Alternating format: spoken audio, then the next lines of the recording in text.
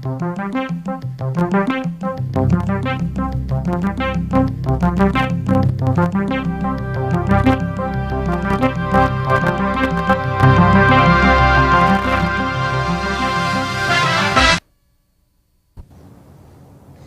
there. Welcome to Speaking of Business. I'm your host, Nancy Boyle, and today we're going to be talking about Hispanic Heritage Month and the contributions of the Hispanic community to our local economy.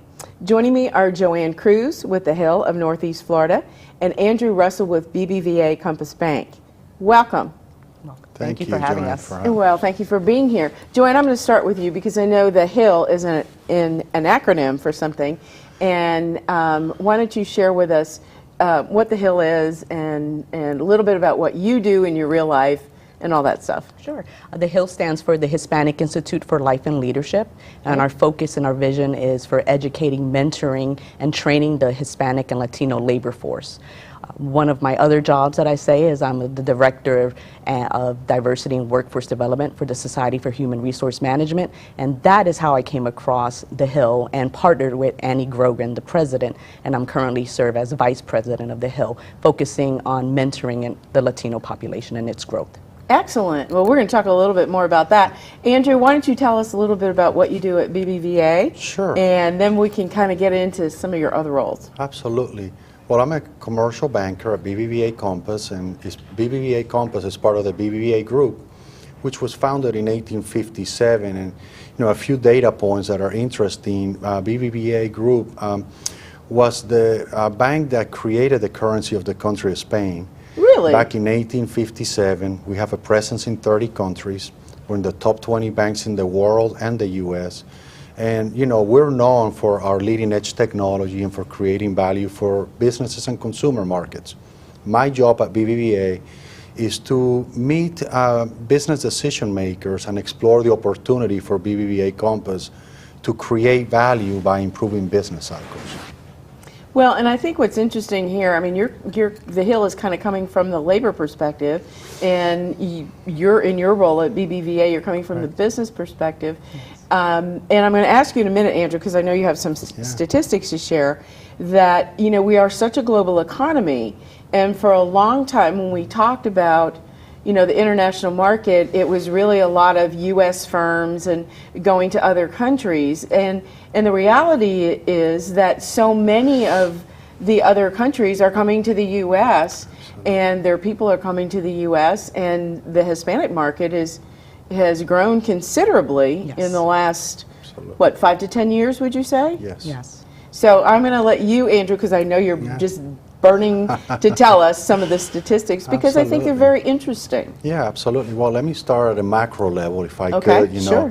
In 2012, the U.S. Census conducted a survey and reported that in the U.S. population, the Hispanic community represents 16.88% of the overall national population. Here, regionally, the same survey in 2012, the Hispanic community in North Florida represented 6.8% of the population. And just last week, Jack's Partnership USA reported 7.7%, really reflecting a 13% increase from the U.S. Census survey to Jack's partnership. So, that really indicates an enormous amount of growth in the region and influx of Hispanics into the region. As it relates to businesses, it's really interesting for me as I did the research. There's approximately 1,700 businesses in Greater Jacksonville that are Hispanic-led and Hispanic-owned with annual revenues under $5 million, and approximately 582 businesses with annual revenues over $5 million. So, this is an enormous opportunity for us to continue to grow and contribute to the regional economy. We at the First Coast Hispanic Chamber of Commerce really try to partner up and collaborate with others at the state level, city, and with other organizations to promote Jacksonville region as a welcoming place for Hispanics. Currently there's an enormous amount of migration from South and Central America to the U.S. from investors. And they have two places in their sights in Florida, Miami and Orlando. Well, we need to promote our region more so that Jacksonville becomes a destination point for all these investors that will establish companies here and create jobs and contribute to our regional growth. While we're on the subject of businesses, in your experience, and I know you've recently moved to Jacksonville, are you finding that it's difficult, or is it no different than any other startup business? Is it more difficult for Hispanic businesses to get started, or is it just the same as any business to get started? Well, I think we need to promote our region more and our resources and make our resources more readily available and have central points like the First Coast Hispanic Chamber of Commerce. We really pride ourselves in guiding people in an unbiased manner and connecting them with our resource partners that will meet or exceed their needs. And in any language, right? May that be in Spanish or English, but properly and unbiased, so without personal gain or benefit. And that will make a huge difference. You know, not too long ago, I was communicating with a business in Mexico, in Guadalajara, and it's an interesting business because they're global, and they do global projects, and their CFO speaks no English. And you know, she found comfort in talking to me about the process of borrowing money as they were looking at exporting equipment from here for their manufacturing Guadalajara. So it's those kind of resources that make a difference, and being available to the small business as well as the huge business with a lot of complexities. And Joanne, I want to move to you because, you know, businesses need employees. Yes. And as Andrew mentioned earlier, there's been a significant increase in the whole Hispanic community. Not everybody is starting a job. Other people are wanting to go to work for someone else. So why don't you tell us kind of how does that work for the Hill? Because, you know, obviously it's grooming employees. And so what are some of the things that you're doing to prepare people to go into the workforce, especially if they're newly arrived here from South America or somewhere else? Well, I'll digress right back to the business perspective, because at a business perspective, we have individuals that are wanting to start their own business here, that their first language may be Spanish, and we are the connector. We want to connect with individuals like yourself and bring those two together so they can understand better American laws, regulations, and how to start a business, and even a business plan and how to translate that into English. Now, at a business perspective, where they're job seekers, we also are the connector for job resources. So the Hill also offers job fairs, which has been tremendous success for many seeking employment. And we have super qualified candidates that have come here and can't match up their skill sets with the jobs that are out there. So we're looking to connect them with how do they tap into the American job market? How can they communicate better to find the positions for their highly skilled workforce that we serve? So those are the resources that we're providing. We're also providing training and development. See, it would make sense to me if we've got this increase, just a general increase in the Hispanic community. On the one hand, you've got businesses who have been here who are non-Spanish speaking businesses who are looking to expand their markets to sell their products and services. And what better way to do that than to expand it into the Hispanic market? Well, if I've got a business and I don't speak Spanish and I'm trying to connect with a consumer who does, it would seem to me there would be a lot of opportunities for somebody who speaks Spanish to come work for me, to help me in my ability to communicate with a different market. So I think the whole language thing I think is very interesting. It is. And what are some of the things that we can do to bridge that gap? I mean, and I'm kind of assuming here, and correct me if I'm wrong, I'm kind of assuming that that's some of what you at the Hill are kind of helping people do. Is that right? Yeah, surprisingly enough, you would think that, oh, it'd be easy to tap into the Latino market, but over and over again I hear businesses say, I don't know how to reach them. I can't find that talent that I'm looking for and that bilingual talent that I'm looking for. Surprisingly enough, businesses are having a difficult time. So that's where we saw the need, and that's where we're bridging the gap in regards to connecting bilingual the Latino market into those businesses that are expanding. And there are some companies that have expanded into that Latino market, and now they're like, wait, we need bilingual individual that can speak fluently both English and Spanish, that can understand it and read it. So we are a great resource for that opportunity. Well, it would make sense. I would think that a non-Hispanic or Latino business would also need to understand some of the cultural differences. Absolutely. Would you agree with that? I would agree with that. And so what would be your suggestion then to that business as to what they can do to understand what those cultural differences might be, where they could get some assistance, or, you know, how do you just do that? Yes. Well, one of the things I believe that I recommend to companies is to be engaged. Community Okay. engagement is extremely important because in the Latino market, and I assume in a lot of cultures, they're not only looking for a job. Ultimately, it's not just a job, but it's a culture. It's a welcoming culture. We're very family-focused Okay. culture, so we look at things like that. How are you going to work with my family? How are you going to prioritize my family responsibility? And how will you engage with me at that level, at that personal level, to assist me while I'm doing a great job for you? So that's truly one of the most important factors for us. Now, do you run into that, Andrew, in your dealings with businesses, having to sort of be the one to educate, whether it's for the Hispanic-owned business on a little bit more of the non-Hispanic cultural, Right. and then the flip side to that, the non-Hispanic business to the Hispanic culture? Right. Well, I think it's a two-way road, and everybody needs to be engaged. So, for example, when I'm representing the Hispanic Chamber and I meet with business leaders in the community, I hope to be educated as well as to be educating, because I don't know what I don't know. Right. And so, like, I met with a CEO not too long ago, and the CEO said to me, Andrew, I didn't know any of the stuff you're sharing with me. I mean, I'm being educated today. So, you know, these presentations really give me a different perspective on the Hispanic community and the opportunity at the end. So it's got to be a mutually learning experience.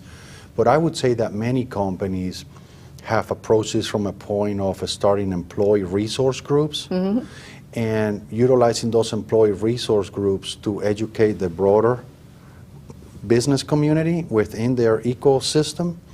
But at the same time, we all need to be in the game together, and like you said, educating people about our culture.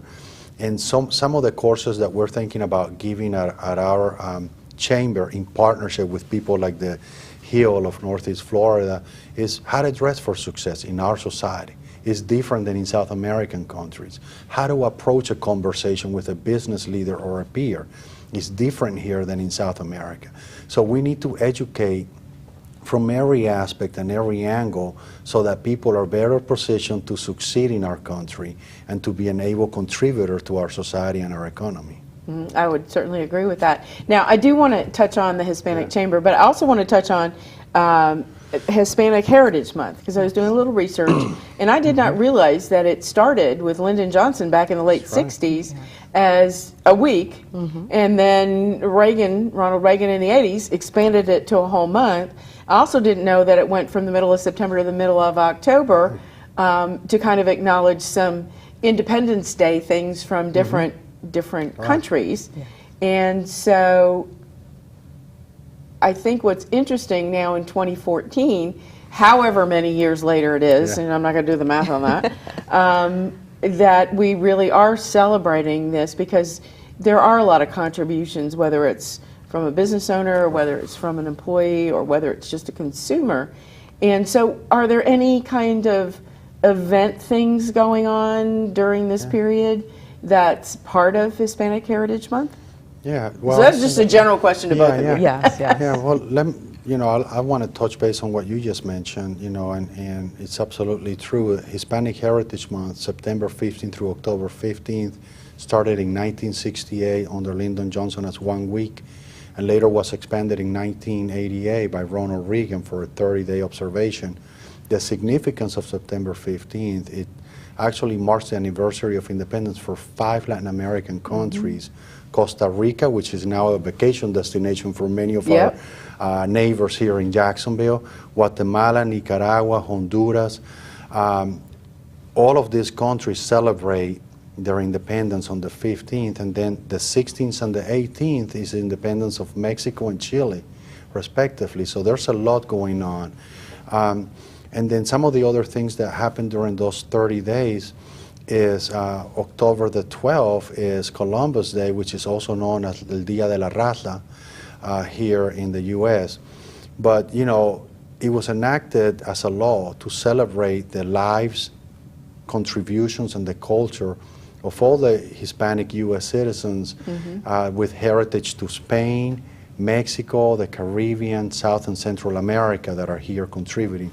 But I don't want to leave anybody out. I do want to mention some of the events happening. Yes, absolutely. And this is my second year in Jacksonville. Happy to be a resident and to be here. We love the region.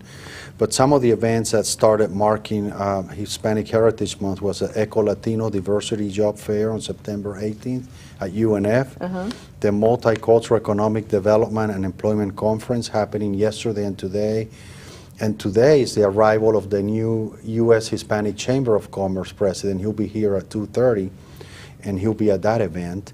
Healthy eating and active living, cooking and dance demonstrations, October 2nd by the city at the Duval County Extension. The mayor's Es Mi Vida, Hispanic Expo, October the 4th from 9 to 2. The 2014 Achieving the Dream Scholarship luncheon at the Hyatt between the First Coast Hispanic Chamber and the Mayor's Hispanic Advisory Board. Hola, celebrating Hispanic heritage at the main branch of the library downtown at 2:30, reading stories and poems from Hispanic culture. The 2014 the Mayor's Hispanic Leadership Award at City Hall, October the 13th. And lastly, I know it's past the 15th, the 7th Annual Hispanic Artwork on October the 18th at the Jacksonville Landing. So there's a lot going on this month. Absolutely, yeah. There's a lot to be proud about. Yes. I would think so too. And I think that starts off on our end at the people side and engaging the community. We started off with the Las Voces events, which was a focus on tapping into the Latino market. Okay. And it was an excellent presentation from CSX in regards to how the steps and the growth in regards to that. We are also not only showcasing currently for this month, but in the future, the Hill is having Mujeres de Mañana, which is the Women of Tomorrow, which is focusing on women business leaders. Okay. And so we're focusing on that for January, the month of January, in regards to women and up-and-coming businesses and how to grow businesses and how to excel in the business market, in the U.S. market. Well, I think what's interesting was, since you're talking about women-owned businesses, you know, certainly in this country over the last, I don't know, what, 40, 50 years, you know, women have always hit the glass ceilings, and so Absolutely. have minority and ethnic communities. They've kind of hit the glass ceiling. And so they said, you know what, if I can't go through this, I'm going around it. I'm going to Yes. start my own business. And so the fastest growing segment of new businesses is women-owned businesses, and right behind it is Hispanic-owned businesses. Absolutely. So, you know, if a company's not tapping into that, they're crazy. That's right. Absolutely. Seriously, you Yes. know. And there's certainly resources to help people start and grow their businesses, just like the Hill is helping with the labor market and, Right. Yes, and individuals. understanding and consumers and businesses and everything else. So I just think it's about time. Yes. You know, it's just about time.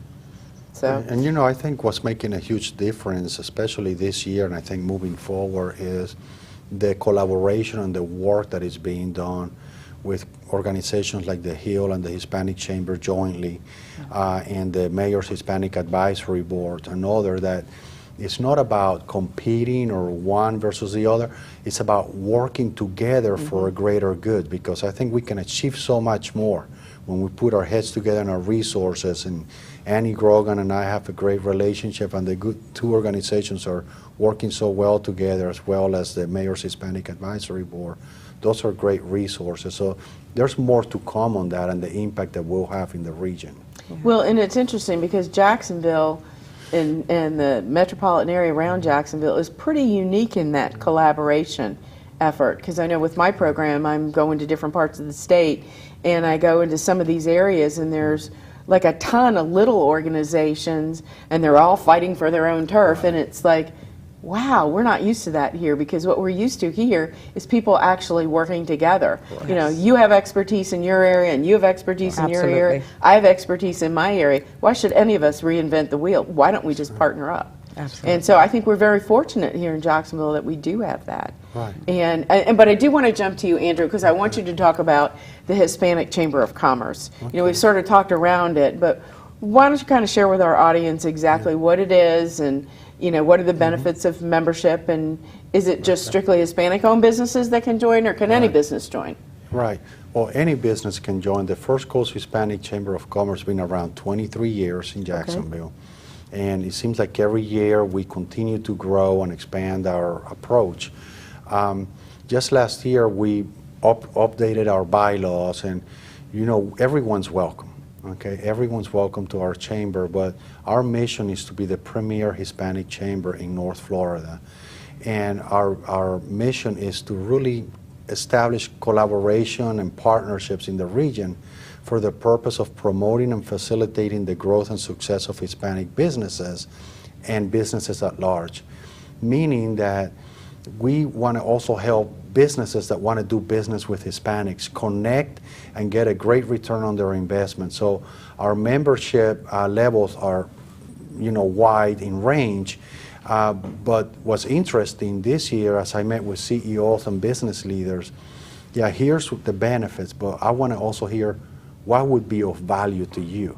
Because what's in writing might not, you know, hit the trigger for you or do it for you. So you need to tell me what will create value for you, and if possible, if we can modify that and create something, because we don't want to be a cookie cutter organization. Sure. And that happened with BILO. You know, I met with the BILO executives and they said, Andrew, we would like to see this, and everything was reasonable and doable, and we delivered. So for us, the Hispanic Chamber is one that needs to create value through education, providing resources, and that kind of stuff, and the right partner. So every Hispanic business should consider the Hispanic Chamber as their first stop, and as well as businesses at large that want to do business with Hispanics and newcomers to the region, because we can guide them in an unbiased manner, you know, as well as connecting them with the right resources to meet or exceed their needs, like the Hill. And you know, we have a number of partners like you guys, the Small Business Development Center, the Small Business Administration, the Small Business Development Resource Network, Jacksonville Regional Chamber. I met with Daniel Davis. We're working together on things and partnering up. You have tomorrow, the Hispanic Business Initiative Fund. They're meeting with us here in the region with Annie Grogan, myself, a number of leaders. So there's a lot of collaboration, because we need to position ourselves for the growth that is coming. You know, Miami already had their day. All right? The future is ours to be had. Sure. And that's why partnership is so important, because as he's speaking about businesses and growth, I'm hearing, you know, companies growing, needing employees. Oh, sure. They have families that are here and that are also seeking job opportunities, training and mentoring for individuals. So that's what I look to connect, and the Hill wants to connect those individuals with businesses and future growth, so that way everyone can be successful in the community. Absolutely. So it's a great opportunity. Now, because I don't want to run out of time, before we get to, if somebody wants more information about the Hill, Yes. You want to share your website or a phone number or something? Yes, it's the Hill of Northeast Florida, and Okay. it's HILL. The Northeast Florida is NEFL.com. And we also have our Twitter page, which is the Hill of Northeast Florida, and they can find us on Twitter and connect there. Okay. So, and correction, it should be .org. .org. Okay, so it's thehillnefl.org. Okay. And then Andrew, for the Hispanic Chamber? Yes, it's the First Coast Hispanic Chamber of Commerce, and our website is www.fchcc.com. Okay, Very so simple. just the initials. That's right. Because that could be a really long website. That's right, that's right. So, okay, First Coast Chamber of Commerce.com, FCHCC.com. Correct. Okay, good. And I know you guys have monthly meetings. Yes. So you want to share a little bit about that? Because it gives people an opportunity to come together and network. Correct. Yeah, so every month we have a business luncheon this year. Okay. and we've had keynote speakers, from Chris Kaufman, the Chief Operations Officer for JAXPOR. We had Dr. Nikolai Beatty, very well-renowned names, just like the Hill does with their Las Voces, trying to really bring people that want to have that connection and learn about the vision and mission and the path that some of these leaders are taking their organizations and contributing to the economic growth. Next year, we're changing our approach, and our programming is changing, which one month we'll have a well-renowned keynote speaker, and the following month we plan on having like a brown bag lunch, or lunch will be provided, but that's the name that I call it. Sure. Where people will come, and it's like a workshop where we're going to be providing training and resources just to add another tool to their tool belt so they can be a little bit more successful or walk away with a different mindset or view on how to expand their business or continue to improve their business. Okay. Absolutely. Now, let me ask you this question. What would be your suggestion? I'm going to start with you, Joanne. What would be your suggestion to a non-Hispanic owned business who really wants to connect with the Hispanic community? What would be some tips that you might share with them? Well, they need to really tap into resources like the Hill and Okay. look at our available sponsorships, and we also have some showcases of conferences coming up. So a great one would be looking into our job fairs, which one is Okay. coming up in this upcoming February, and we usually have one in the mid-year. We Okay. also have the conferences La Mujeres de Mañana, which will be a great opportunity for them to be able to network with the Latino market and present their company. A lot of times when Latinos are coming into the country, they may not even be aware of the job opportunities that are out there in their business. So that would be a great way for them to connect. Okay. Okay. Andrew, what tips might you have for a non-Hispanic business who's seeking to expand into the Hispanic market? Yeah, I think it's approaching it from a place of you don't know what you don't know. Uh-huh. And really connecting with resources and organizations with an open mind of learning and to be willing to have your mindset changed and walk away with a different perspective than when you walked into the conversation. And I think every single Hispanic, Latino country and nationality has their own cultural footprint. Uh-huh. So it's understanding that you cannot just have a broad view of Hispanics, because every single one of them, the people from Mexico have different cultural and ethnic behaviors than the Puerto Rico, than Venezuela. So every single one of them is different. So how do you connect and how do you gain a greater understanding? But the fact remains of the purchasing power of Hispanics in Florida far exceeds 30% already this year.